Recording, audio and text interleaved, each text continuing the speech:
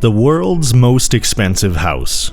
Hello there, welcome back to the best luxury channel there is around here. As you may or may not be aware, we only include the best of the best in luxuries in our videos, and today's video is no exception, as we will be taking a look at the most expensive house on the planet. Make sure you subscribe to our channel before we start.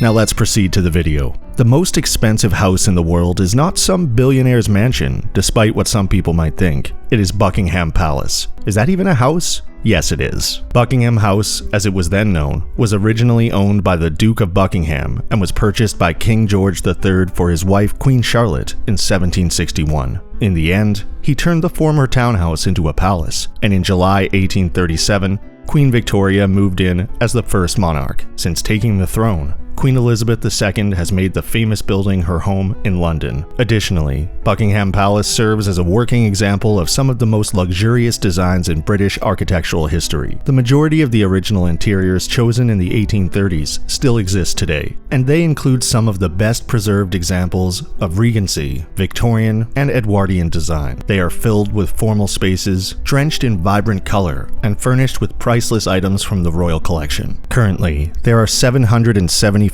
rooms in Buckingham Palace, comprising 19 staterooms, 52 royal and guest bedrooms, 188 employee bedrooms, 92 offices, and 78 bathrooms. Additionally, it has a post office, a movie theater, a swimming pool, a doctor's office, and a jeweler's shop. There may also be a few more hidden rooms spread around this enormous home, according to rumors. The majority of the 775 rooms at Buckingham Palace are still off limits, but the guided tours, which typically take place from late July to late September, give guests access to all 19 staterooms, the palace gardens, and the royal mews. Let's take a look at some of the palace's most striking and colorful areas that are accessible to the public. Number 1. The Grand Staircase. One of the first things you'll notice at the palace is the magnificent Grand Staircase, which is also one of the prettiest. It was created by architect John Nash as part of a project to renovate the palace for King George IV in the early 1800s. The balustrade is made of gilt bronze and is adorned with intricate acanthus,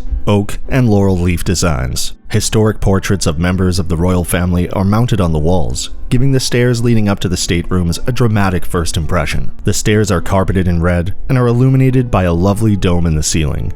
Overall, these staircases exude pure royalty. Number 2. The White Drawing Room. There are 19 staterooms in this palace, and this one is arguably the finest. It has extravagant yellow brocade upholstery covering its fine English and French furniture, white painted walls, and as much gilding as one room can hold. You should also gaze up in the White Drawing Room and other staterooms of Buckingham Palace, since the high ceilings display striking chandeliers, such as the waterfall chandelier in the White Drawing Room's center. A gilded piano created for Queen Victoria is also present in the room, along with pictures of Queen Alexandra hanging above the fireplace, and 2 royal blue and gold dot porcelain vases resting on bronze columns. The Queen frequently hosts audiences and informal gatherings in this cozy stateroom. When there are larger gatherings, the area is frequently used to introduce important guests to the Queen before everyone adorns to the staterooms nearby to socialize. The space may also be recognizable from official family portraits and a few of Her Majesty's Christmas broadcasts.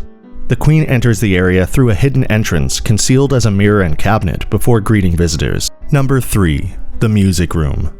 The palace's music room is yet another stunning space. In addition to being used for royal christenings, this room is where guests are welcomed before a dinner or banquet. The Queen's 3 eldest children were all christened here using water that was brought from the River Jordan.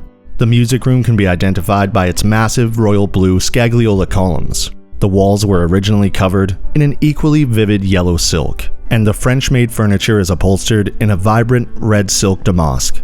The parquet floor in the music room, made of satinwood, rosewood, tulip wood, mahogany, and holly, is another magnificent feature. Since it was finished in 1831, the design has mostly stayed the same. Number 4. The Palace Ballroom. The ballroom is the biggest and most grandiose place in the palace, measuring 37 meters long and 18 meters wide. State banquets are held in this magnificent ballroom, which features lofty ceilings, striking crimson carpets, and massive artwork hanging on the walls. It has an organ-equipped musicians gallery and was formerly known as the Ball and Concert Room. The ballroom contains 2 thrones that were created for the 1902 coronation of King Edward VII and Queen Alexandra. and William themed statues are perched atop a triumphant arch that surrounds the throne canopy and is flanked by sphinxes. The winged figures at the top of the arch stand in for history and fame, and support a medallion that features the likeness of Queen Victoria and Prince Albert. Currently, the Queen or Prince Charles bestows knighthoods and other honors upon deserving subjects in this room.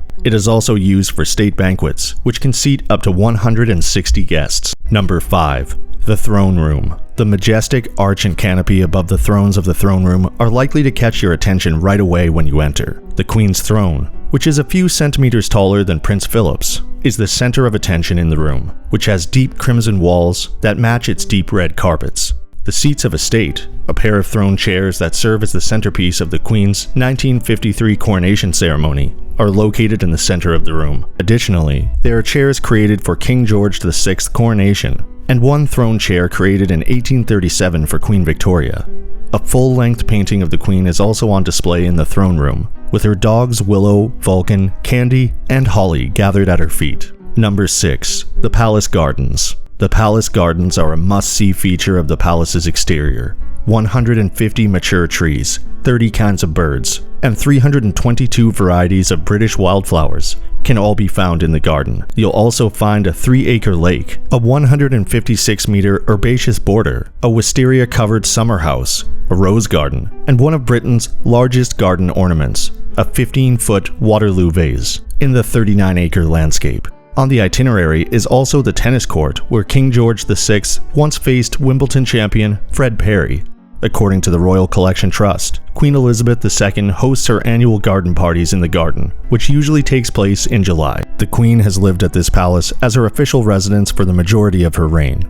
But when the coronavirus pandemic started, the monarch was forced to spend most of her time at Windsor Castle. Even the late Her Majesty's husband, Prince Philip, spent his final days there. And now it is said that the Queen will never return to reside permanently at her enormous London home. Although Prince Charles favors Clarence House, his longtime London residence, the Daily Mail reports that he intends to relocate to Buckingham Palace when he becomes king. Buckingham Palace won't likely be put up for sale anytime soon, but if it were, it would be worth a staggering $6.7 billion. And it's certainly worth every cent. Have you visited the palace before?